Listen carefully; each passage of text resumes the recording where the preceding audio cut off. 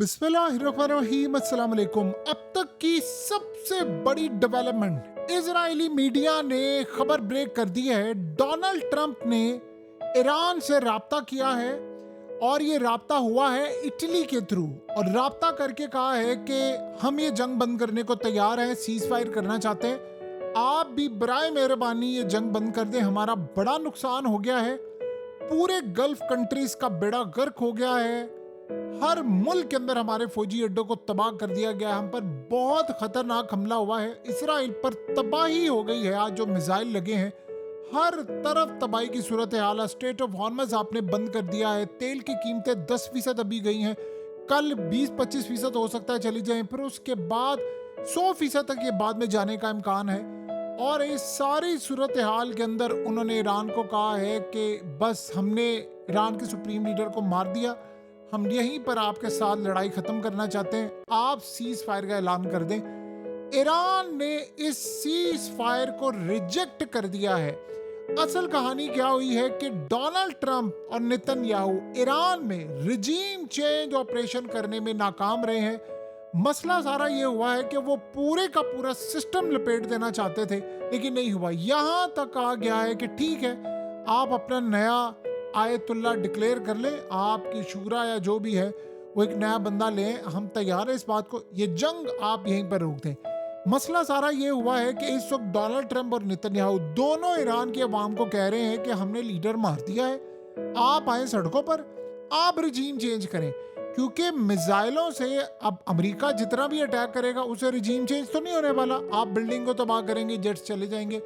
आज आप देखें ना कि इन्होंने खास तौर पर अमेरिका का ड्रोन भी मार गिराया है, और जो अमेरिका के फौजी अड्डों पर आज तबाही हो रही है, जो उनके एयरक्राफ्ट कैरियर पर आज अटैक उन्होंने कर दिया है, जो हर पूरे यानी आप समझ ले गल्फ कंट्रीज में उनका बेड़ा गर्क हो गया है, वो सारे के सारे ट्रंप को कह रहे तुम्हारी वजह से हमारे मुल्कों का जहां पर चिड़िया भी पर नहीं मारती थी, आज वहां पर बेड़ा गर्क है, फ्लाइट्स कैंसिल है, सब कुछ है, पूरे का पूरा रिजीम चेंज ऑपरेशन नाकाम हो गया है। क्योंकि यहां तक तो नहीं करना था, लीडर उन्होंने मार दिया है, लेकिन अगली सूरत हाल यही थी कि ईरान के अंदर पूरा निजाम लपेटेंगे, ईरान के तेल पर कब्जा करेंगे, गैस पर कब्जा करेंगे, हमारा बंदा आएगा, रजा पहलवी आएगा, हम फौज उतारेंगे। लेकिन वो प्लान ये था कि ईरान की अवाम खुद आए। अब इनका प्लान ये था कि हम लीडर को मारेंगे तो अवाम सड़कों पर निकल आएगी और वो जाकर धड़म तख्ता सबका उलट देगी, फिर हम अपने कमांडोज उतारेंगे, फौज उतारेंगे।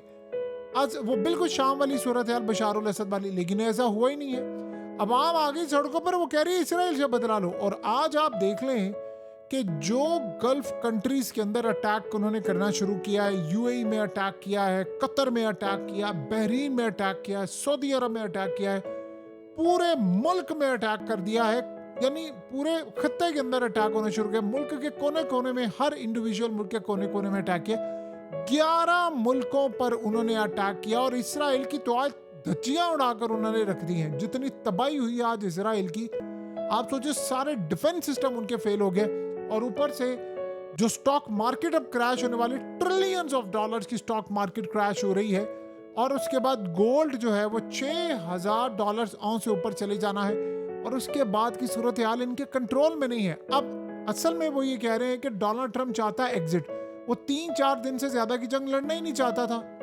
अब मसला सारा यहाँ पर ये हुआ है कि ईरान लंबी जंग चाह रहा है, ईरान कह रहे नहीं मैंने तो बदला लेना है, वो तो अपने टर्म्स पर, वो तो नहीं छोड़ेगा, उसने कहा हम तो तबाही करेंगे, हम अपना लीडर भी लेकर आएंगे, जो भी सूरत हाल है। मसला सारा ये है कि अमेरिका इस पूरे खेल के अंदर फंस गया। अरब ममालिक कह रहे हैं तुमने सत्यानाश हमारे मुल्कों का कर दिया है, जहां पर पुरअमन यूरोप के लोग, रशिया के लोग, यूक्रेन के लोग, पूरी दुनिया से एशियन सारे अपने मुल्क छोड़ छोड़ कर हमारे मुल्कों में आ रहे हैं, इन्वेस्टमेंट कर रहे हैं, प्रॉपर्टीज खरीद रहे हैं, स्टॉक्स में पैसा लगा रहे हैं, बिजनेस कर रहे हैं, सारी सूरत हाल है। क्योंकि इन ममालिक में अक्सरियत तो बाहर से आने वालों की है, अपनी तो उनकी इतनी आबादी नहीं है, तो उन्होंने बड़ा पुरअमन मुल्क बनाया। और अमेरिका के फौजी अड्डों की वजह से उनके अब होटल्स तबाह हो रहे हैं, अमेरिका के फौजी अड्डे तबाह हो रहे हैं। और मजे की सूरत हाल जो अमेरिका के लिए खतरनाक है, लेकिन ईरान समझता हमारे लिए मजे की है, वो ये है कि अमेरिका के डिफेंस सिस्टम फेल हो गए हैं सारे। अब 1 बाय 1 करके तबाही हो रही है। आज तो अमेरिका ने खुद ऐलान कर दिया हमारे फौजी भी मारे गए हैं। तो अब इस सारी सूरत हाल के अंदर वो सारे परेशान बैठे हुए हैं कि अब हम करें तो क्या करें। किसी को ये बात समझ नहीं आ पा रही हमारी नेक्स्ट मूव क्या होगी। तो ईरान को उन्होंने कहा कि ठीक है हम जंग बंद करने को तैयार है। ईरान ने इनकार कर दिया, उन्होंने कहा नहीं अब ये जंग बंद नहीं होगी। और पैगाम किसके थ्रू? पहले पैगाम हमेशा भेजा जाता था सऊदी अरब के थ्रू, कतर के थ्रू, ओमान के थ्रू। अब उन ममालिक पर तो पहले से अटैक कर रहा है ईरान। पैगाम अब आ रहा है इटली के थ्रू। इटली के थ्रू पैगाम भेजा है कि भाई आप ये जंग बंद कर दे। ट्रंप अब यहाँ से क्विक एग्जिट चाहते हैं। ईरान ने अगर यहाँ पर जंग बंद की तो वो ये समझते हैं कि हमारी बड़ी तबाहकुन सूरत हाल होगी। अगरचे हमारे लीडर और देखिए 40 कमांडर मारे गए हैं, आर्मी चीफ, एयर चीफ, सारी चीज।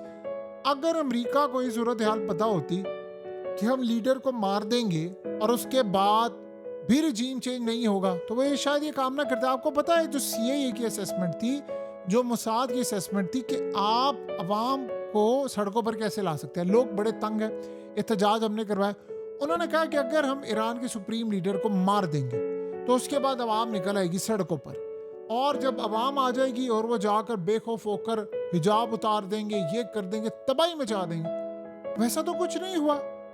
और यही तो उनको सबसे बड़ा झटका लगा है कि प्लान हमारा नाकाम हो गया। हमने तो सोचा था कि 2, 4, 5 घंटों के अंदर अंदर होगा, हम ऐलान करेंगे तो सारी अवाम सड़कों पर निकल आएगी। फिर इसका मतलब है कि असल में आप स्टेटस को चला रहे हैं। देखिए उनका एक सुप्रीम लीडर चला गया, उसकी एज बहुत ज्यादा हो गई थी ऑलरेडी, उन्होंने अपना किरदार अदा कर लिया। अब कोई नया आ जाएगा तो पॉलिसीज वो वही लेकर चलेंगे, फिर वही सिस्टम रहेगा, सारा कुछ है, स्टेटस को चलता रहेगा। तो अमेरिका और इसराइल को क्या कामयाबी? कोई कामयाबी नहीं मिली। ना मिसाइल रेंज कम हुई, ना न्यूक्लियर पर बात हुई, बस सुप्रीम लीडर को मारा और बस खत्म कहानी। उन्होंने ये एक्सपेक्ट ही नहीं किया था कि ईरान इतना खतरनाक रिस्पॉन्स देगा। क्या बताइए, दुनिया में किसी ने सोचा था कि दोहा की धज्जियां उड़ जाएंगी? क्या किसी ने सोचा था कि दुबई, अबू धाबी में अटैक होंगे? क्या किसी ने सोचा था कि सऊदी अरब में अटैक होंगे? क्या किसी ने सोचा था बहरीन के अंदर अमेरिका की नेवी के टुकड़े टुकड़े हो जाएंगे, वहां पर ये सूरत हाल हो जाएगी, स्ट्रेट ऑफ हॉर्मस बंद हो जाएगा। अब ऑयल टैंकर गया, उसको इन्होंने तबाह कर दिया, तेल वो नहीं ले जाने दे रहे, सारे का सारा निज़ाम दरम बरम कर दिया। और अमेरिका की अक्सरियत अवाम जब सुबह उठी है, क्योंकि वहां रात ही उन्होंने देखा कि ये तो लीडर मारेगा, पता ही चला 75 से 80% लोगों ने ट्रंप की इस बात को रिजेक्ट कर दिया है कि तुमने लीडर क्यों मारा है, हमारा क्या लेना देना इस जंग से। और वो कह रहे हैं इसराइल की खातिर तुमने एक नई जंग मोल ले ली, अब तेल की कीमतें ऊपर जाएंगी, महंगाई हमारे मुल्क पर बढ़ेगी, गैसोलीन की कीमतें ऊपर जाएंगी, गैस पूरी दुनिया में महंगी है, शिपिंग डिलेज आने वाले हैं, और उसके बाद ये जंग बढ़ रही है तो हमारी तबाही, ऊपर से फौजी मारे जा रहे।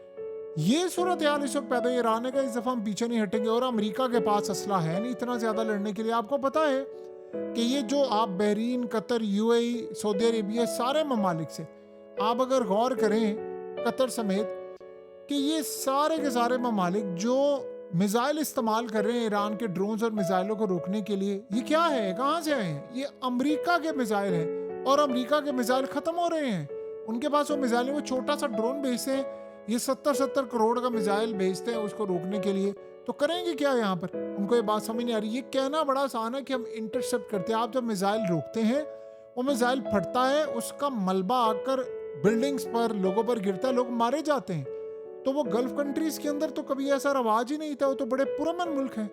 तो वहां पर सूरत हाल इतनी खराब हो गई है, फ्लाइट्स कैंसिल हो गई हैं, लोग एयरपोर्ट पर फंसे हुए हैं, लोग पैनिक में हैं, शेल्टर्स में चले गए हैं। और आज जो हमला किया है ईरान ने इजराइल पर, आप सोचे सारे शेल्टर्स में थे, और शेल्टर्स में थे, शेल्टर ही फट गया सारा।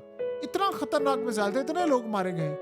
और नेतन्याहू और डोनाल्ड ट्रंप, वो अब कौम को क्या कह रहे हैं, ईरानी कौम, अब आप निकले सड़कों पर। अब वो कह रहे हैं भाई सड़कों पर निकलो। ट्रंप ने उसके बाद फिर अटैक करना, उसको ये बात समझ नहीं आ रही। अब वो क्या चाह रहे हैं? वो कह रहे हैं ईरान मानेगा नहीं तो मैं बड़ी तबाहकुन अब तबाही करूंगा, फिर मैं इसको घुटनों पर लेकर आऊंगा। लेकिन वो सूरत हाल वाज़ेह नहीं हो रही। देखिए असल मसला ये है कि ईरान के सुप्रीम लीडर को जिस शख्स ने बंकर से निकाल कर, जिस शख्स ने भी कंपाउंड में भेजा, 7 कमांडर्स भेजे, गद्दार तो वो है, और एक नहीं कई गद्दार होंगे, और वो इतने करीब होंगे। आप अंदाजा करें कि रिसेंटली ईरान के सुप्रीम लीडर की वजू करते हुए जो उनकी अंगूठी थी वो उठा ली गई, और वो उठाकर इजराइल तक पहुंचाई गई। आप अंदाजा करें तो क्या उनको सिक्योरिटी गार्ड, क्या मामला, क्या सूरत हाल। भाई आपने तो विक्ट्री डिक्लेयर करनी थी, इन्होंने तो कमांडोस उतारने थे, वो कमांडोस कहाँ पर उतरे हैं? वो तो यानी वो प्लान कामयाब ही नहीं हो पा रहा। लीडर को मार दिया, वो भी धोखे से मारा। देखिए, ये तो पिछली दफा भी हुआ था। आपको पता है, पिछली दफा भी इन्होंने कहा था कि अवाम सड़कों पर निकले, अवाम निकले सड़कों पर और ये जागरे करे। अवाम सड़कों पर नहीं आ रही, वो आ रही हैं लेकिन इसराइल और अमेरिका से बदला लेने के लिए। अब आप बताइए, शाह ईरान से वो कहेंगे कि तुम आओ, आकर लीड करो।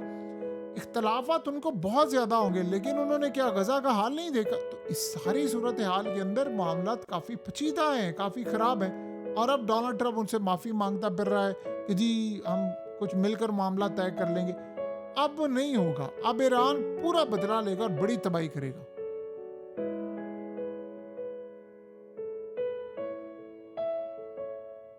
हकीकत टीवी को सब्सक्राइब करना मत भूलें, वीडियो को लाइक करें, शेयर करें और कमेंट सेक्शन में अपनी राय का इजहार जरूर करें।